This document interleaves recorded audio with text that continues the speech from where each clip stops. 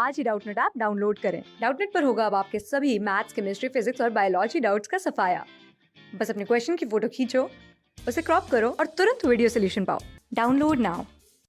अब हम बात करते हैं law of conservation of mass की। देखिए, जब कोई आपकी केमिकल रिएक्शन होती है तो केमिकल रिएक्शन में क्या होता है, आपका एक होता है आपके पास रिएक्टेंट, ठीक है, एंड देन जब आपके रिएक्टेंट्स जो होते हैं ये कंबाइन होते हैं तो कंबाइन होकर रिएक्टेंट्स क्या बनाते हैं, आपके प्रोडक्ट्स का मिक्सचर बनाते हैं आपका, ठीक है, तो प्रोडक्ट्स बनते हैं।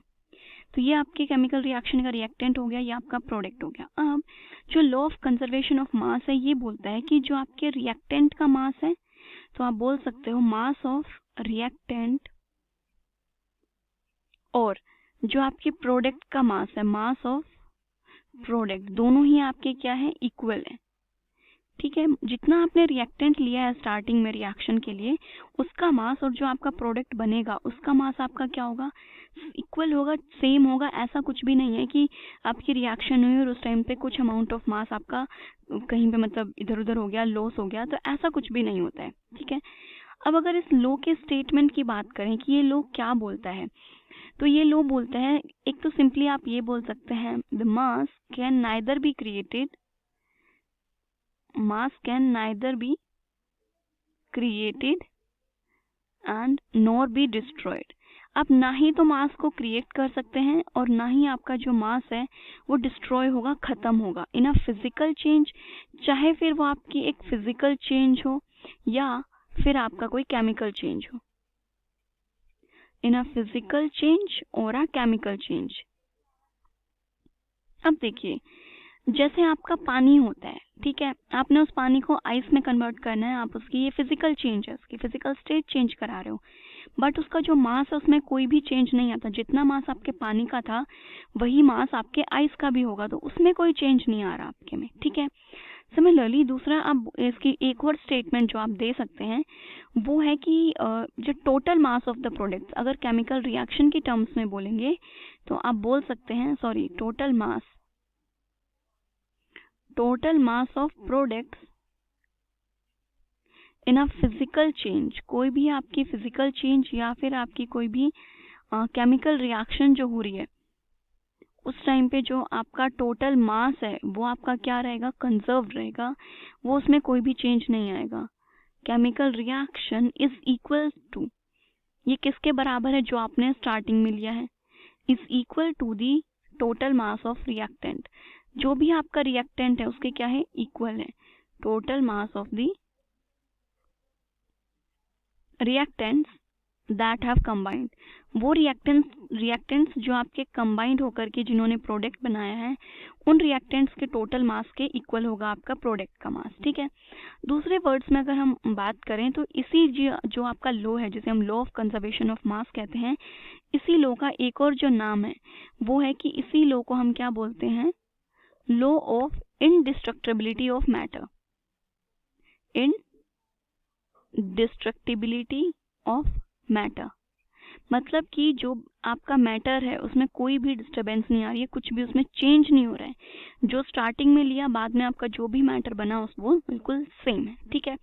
अब इस चीज़ के अगर एक्सप्लेनेशन की बात करें, अगर आप इसे एनालाइज करना चाह रहे हैं तो देखिए, मान लीजिए कि एक केमिकल रिएक्शन हो रही है।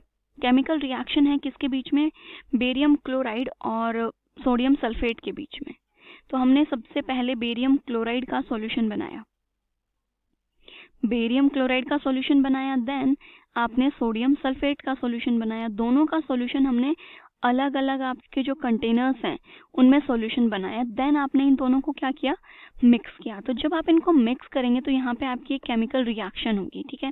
तो आपकी केमिकल रिएक्शन में यहाँ पे जो आपके प्रोडक्ट्स बनेंगे ये तो बनेगा आपका बेरियम सल्फेट, ठीक है, प्लस यहाँ पे आपका बनेगा सोडियम क्लोराइड, ठीक है। ये आपकी केमिकल रिएक्शन होगी। अब इस रिएक्शन में देखिए, आपके जो आपके कॉन्स्टिट्यूएंट्स है वो क्या हुए हैं, एक्सचेंज हुए हैं सिर्फ, ठीक है। देखिए यहाँ पे पहले बेरियम के साथ क्लोराइड था, अब आपका जो ये क्लोराइड है ये एक्सचेंज होकर के किसके साथ चला गया, सोडियम के साथ, यहाँ पे सोडियम क्लोराइड बन गया। सिमिलरली ये जो आपका सल्फेट जो कि सोडियम के साथ था, यह बेरियम सल्फेट बना चुका है।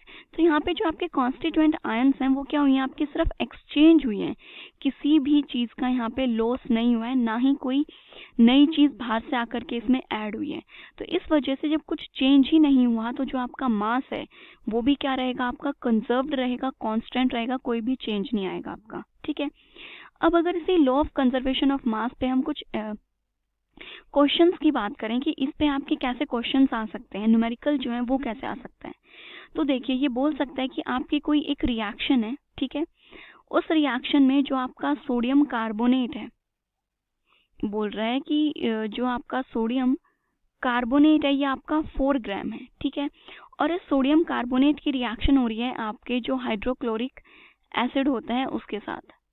किसके साथ, हाइड्रोक्लोरिक एसिड के साथ आपने रिएक्शन कराई, और जो आपका हाइड्रोक्लोरिक एसिड है वो आपका 10 ग्राम था। ठीक है, देन जब आपने इन दोनों की रिएक्शन कराई तो यहाँ पे प्रोडक्ट का मिक्सचर बना, और जो प्रोडक्ट का मिक्सचर बना है उसमें एक है आपकी कार्बन डाइऑक्साइड बनी है। क्या बना है, कार्बन डाइऑक्साइड, जो कि आपका 2.5 ग्राम है, प्लस आपका सोडियम क्लोराइड बना है। क्या बना है यहाँ पे, सोडियम क्लोराइड का सॉल्यूशन बना है जो कि आपका 11.5 ग्राम है। अब वो कह रहे हैं इस डाटा को यूज करके आप ये बताइए कि यहाँ पे आपका law of conservation of mass जो है वो फॉलो हो रहा है या नहीं। तो ये आपकी रिएक्शन थी, ये पूरी एनालिसिस थी। अब देखिए ये जो साइड है आपकी रिएक्शन की, ये क्या है, आपके रिएक्टेंट, ओके, और ये हैं आपके प्रोडक्ट। ठीक है, तो law of conservation of mass आपका बोलता है कि जो आपके रिएक्टेंट का मास है और आपके प्रोडक्ट का मास वो इक्वल होगा। तो हम कैलकुलेट कर लेते हैं। तो पहले हम बात करते हैं मास ऑफ रिएक्टेंट की, कि जो आपका रिएक्टेंट है उसका मास क्या होगा। तो आपका सोडियम कार्बोनेट है और हाइड्रोक्लोरिक एसिड आपके रिएक्टेंट्स में है। सोडियम कार्बोनेट आपका 4 ग्राम है और हाइड्रोक्लोरिक एसिड आपका 10 ग्राम है। तो देन जब आप इनको ऐड करेंगे तो ये आ गया आपका 14 ग्राम। मतलब कि जो आपका रिएक्टेंट है उसका मास तो 14 ग्राम है। अब हम देख लेते हैं कि जो हमारा प्रोडक्ट बना है उसका मास कितना है। तो देखिए प्रोडक्ट में एक तो कार्बन डाइऑक्साइड है जो कि आपकी 2.5 ग्राम है, ओके। देन आपका सोडियम क्लोराइड बना है जो आपका 11.5 ग्राम है। तो जब आप इन दोनों को सम करेंगे तो ये भी कितना आ गया आपका 14 ग्राम। तो देखिए दोनों का ही रिएक्टेंट और प्रोडक्ट का मास यहाँ पे आपका क्या है, सेम है। मतलब कि यहाँ पे कोई भी मास में लॉस नहीं हुआ है। ये जो आपका डाटा हमें गिवन है ये लॉ ऑफ जो कंजर्वेशन ऑफ मास है आपका उसे फॉलो कर रहा है, law of conservation of mass. ठीक है, सिमिलरली आपका क्वेश्चन इस पे इस टाइप से भी आ सकता है। ये तो इसने हमसे पूछा कि इस लॉ को फॉलो किया या नहीं किया। नेक्स्ट क्वेश्चन में कह रहा है कि ये जो आपने उसने डाटा गिवन है, बोल रहा है कि ये हमें पता है कि आपकी कोई भी केमिकल रिएक्शन है वो law of conservation of mass को फॉलो करती ही है। अब उसने बोला कि आपकी यहाँ पे रिएक्शन हो रही है जिसमें आपका जो सोडियम हाइड्रोजन कार्बोनेट है, क्या है, सोडियम हाइड्रोजन कार्बोनेट, ये उन्होंने लिया है 6.3 ग्राम, ठीक है, और इसको ऐड किया है आपका इथेनोइक एसिड में, इथेनोइक एसिड में, और जो आपका इथेनोइक एसिड है वो है आपका 15 ग्राम। जब आपने इन दोनों को ऐड किया तो यहाँ पे आपका एक रेजिड्यू बना, कोई एक कंपाउंड बचा। क्या कंपाउंड बना वो इन्होंने नहीं बताया, तो हम मान लेते हैं इसको ए एक कंपाउंड बना जो कि है हमारा 18 ग्राम। ठीक है, अब क्वेश्चन में आपको पूछ रहा है कि यहाँ पे जो CO2 मतलब कार्बन डाइऑक्साइड जो गैस है आपकी वो रिलीज हुई है, और आपको इस कार्बन डाइऑक्साइड गैस का मास क्या होगा वो बताना है। ये कितना अमाउंट बनी हमें वो नहीं पता, कितनी रिलीज हुई है हमें नहीं पता।